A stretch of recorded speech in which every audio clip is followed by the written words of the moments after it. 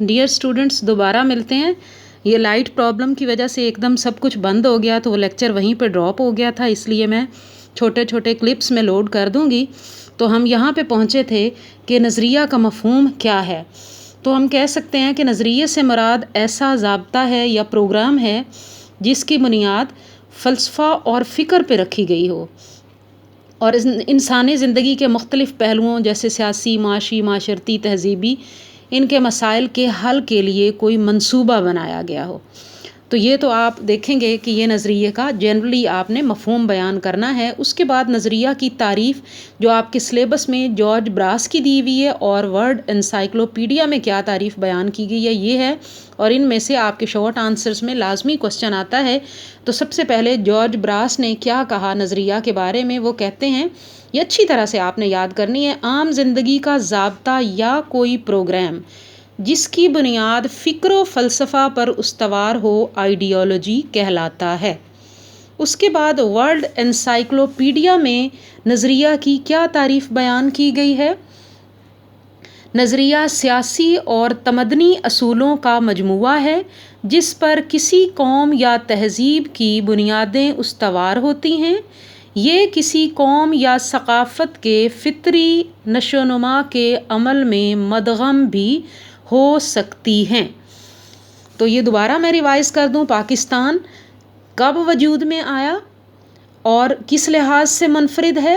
نظریہ ایک مخصوص نظریے کے تحت وجود میں آیا، اس لحاظ سے منفرد ہے۔ نظریے کا مفہوم لکھیے گا، نظریہ کی تعریف جارج براس کے مطابق، ورلڈ انسائکلوپیڈیا کے مطابق۔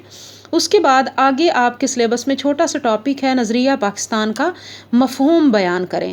تو اس کے 3 نکات آپ یاد رکھیں کہ اس نظریہ کی بنیاد دین اسلام ہے، یعنی نظریہ پاکستان کی بنیاد دین اسلام پر رکھی گئی ہے۔ اسلامی نظریہ حیات ہی اصل میں نظریہ پاکستان کی بنیاد ہے، اور میں نے اوپر بتایا تھا کہ یہ نظریاتی مملکت ہے، مخصوص نظریے کی بنیاد پر مارز وجود میں آیا، اور یہ ایک اسلام جو ہے پورا فلسفہ حیات ہے، اور یہ فلسفہ ہی دین اسلام ہے، اور نظریہ پاکستان کی بنیاد اسی نظریہ اسلام اور دین اسلام پر رکھی گئی ہے۔ پھر ہے انگریز دور حکومت میں مسلمانوں کا مستقبل کیا تھا؟ اب انگریزوں کے آنے سے پہلے آپ سب کو معلوم ہے کہ مسلمان پورے کر و فر سے حکومت کرتے تھے، اور اسلامی تعلیمات کے مطابق زندگی گزارنے میں ان کو کوئی مشکلات جو ہے وہ درپیش نہیں تھیں۔ جیسے ہی انگریز آئے تو ان کو اپنا مستقبل جو ہے وہ تاریک محسوس ہونے لگا، اور اسلامی تعلیمات کے مطابق عمل کرنا ان کے لیے دشوار ہو گیا۔ اور پھر جیسے ہی وہ غور کرتے کہ اگر انگریز چلا جائے گا تو اس کے بعد کیا ہوگا، تو صاف نظر آ رہا تھا کہ اس کے بعد جو ہے وہ رام راج قائم ہو جائے گا۔ اس لیے مسلمانوں نے آزادی کی کوششیں شروع کر دیں۔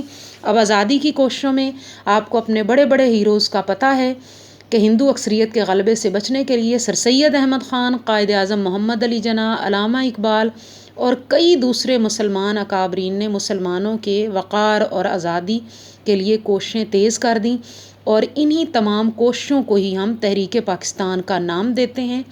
تو بہرحال تحریک پاکستان مسلمانوں نے چلائی اور پاکستان کو حاصل کرنے میں کامیاب ہوئے۔ تو ہم کہہ سکتے ہیں کہ نظریہ پاکستان کا مفہوم یہی تھا اور یہی ہے کہ مسلم اکثریتی علاقوں پر مشتمل ایک الگ ریاست قائم کر کے اس میں مسلمان اپنی انفرادی اور اجتماعی زندگیوں کو اسلامی ضابطہ حیات کے مطابق ڈال سکیں۔